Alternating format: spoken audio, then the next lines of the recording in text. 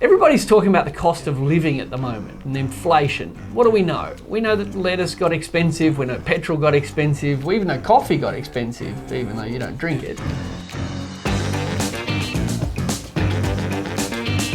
When we talk about all these things, the cost of living, we usually measure them in terms of something called the CPI, the Consumer Price Index. Matt, are there any hints in the name? What is the CPI? Yeah, the Consumer Price Index measures all the consumer prices, which is the stuff you and I buy. So it's all the things that the average household would buy. In fact, the ABS basically goes out and measures what the average household might consume. So your jumper.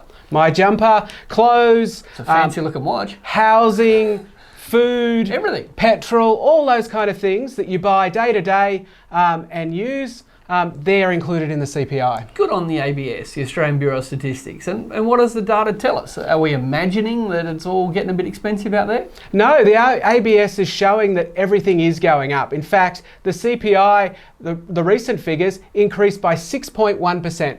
Fastest it's grown since they introduced the GST, which of course pushed up prices. So stuff that cost $100 to buy last year, I went out shopping, I fill up my grocery cart, cost me $100 last year, would cost me $106 this year. That's what the CPI increase means. That's exactly what it means. Wow. So is this unprecedented? Has inflation always been around? Yeah, so basically we haven't seen inflation like this since the GST, and if you take that out, you have to go all the way back to 1990. So 30 plus years before we've seen inflation prices going up this fast. That's even before YouTube. That's even before YouTube.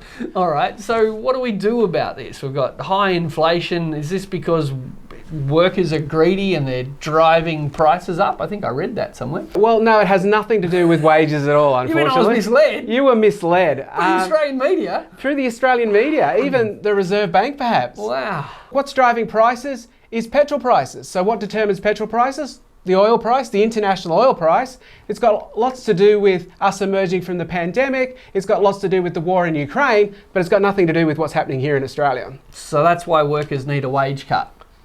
Yeah, apparently. It's obvious when you think about it, right? All right, have we got any data on this matter, or are we just going on our feels? Well, research the Australia Institute, in fact, you did. Congratulations, Richard. You read it? I read it.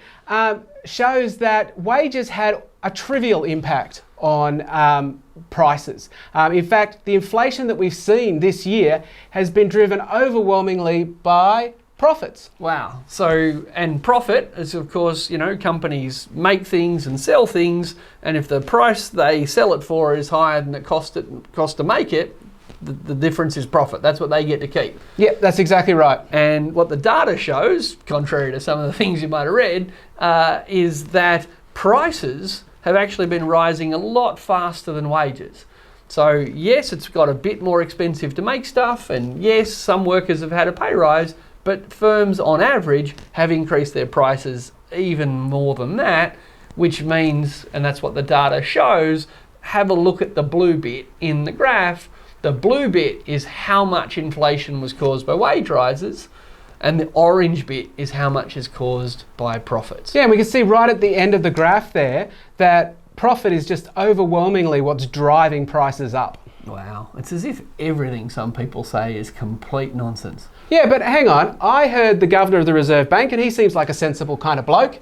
I heard him saying that workers needed to not go for higher pay rises. They needed to be careful with their pay rises because that might set off a wage price spiral, and we could have even higher inflation. Well, it's true, and indeed it's possible that supporting the Ukraine might start World War III. But just because something could happen doesn't mean it will happen, and it doesn't mean that that's what we should worry about. And yeah, unfortunately what's happening in Australia at the moment is we've seen oil prices go up, which have driven petrol prices. It's been enormously profitable for the people who sell oil and gas.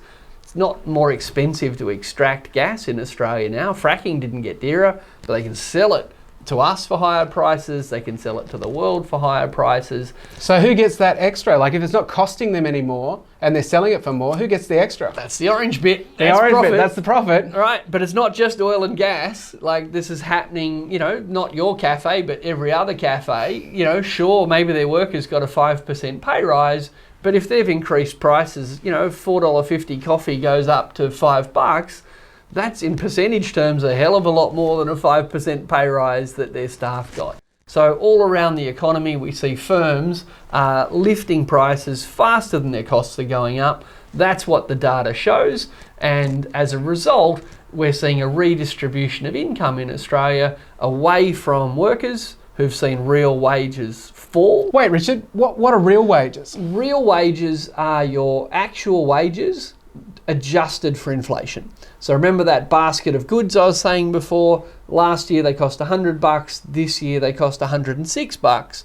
If your wages went up by 6% and prices went up by 6%, then in real terms, your wages haven't changed. I'm no better off. It still costs me the same amount in wage terms to buy the same goods. We've got some data for this, and what it shows is that real wages are declining at record pace. So the blue line is the nominal wage, that's the dollar amount of increases. That's what went into your bank account. Yep, and that grey line is real wages, so that's wages adjusted for inflation. Now, before just recently, every now and then we saw real wages occasionally go backwards for a short period of time, but mostly they're positive. Yep.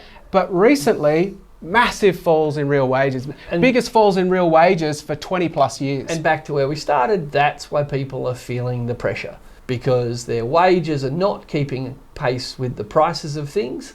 And unfortunately, we've got a whole bunch of people out there, mainly employer groups, funnily enough, saying, hey, we know your wages just went backwards, but you should take a bit more pain because I'm making record profits and it's tough being me, and I'd like to make even recorder profits next year. My shareholders are demanding it. They demand it. I've got no choice. Yeah, inflation is a big problem from a distributional point of view.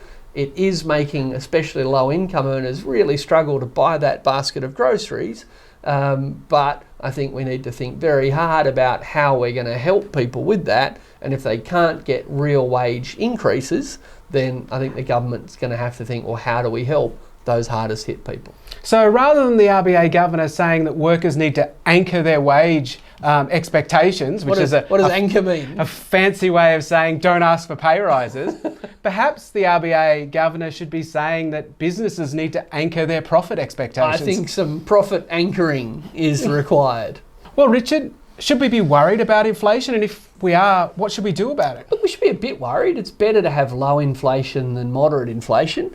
But it's also better to have moderate inflation than really high unemployment. Or it's better to have moderate inflation than record collapses in real wages. So I think we need to be careful not to overreact to inflation. Increasing interest rates is usually what we do when there's inflation. It takes money out of people with mortgages' pockets.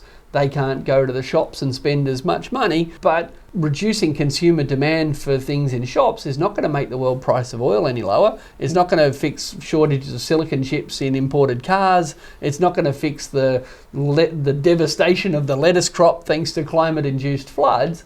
So increasing interest rates is not really going to do anything to solve the underlying causes of inflation. That said, if the government's serious, and I hope they are, there's lots of ways you can lower inflation. Make childcare free again, like we did during COVID. Lower HECS fees again. We just jacked them up.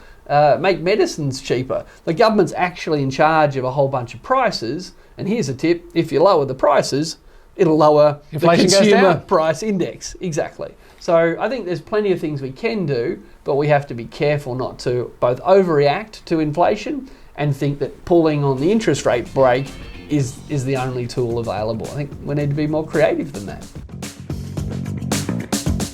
Thanks for watching Ask an Economist. If you enjoyed it, please subscribe. And if you want your friends to know about it, make sure you share.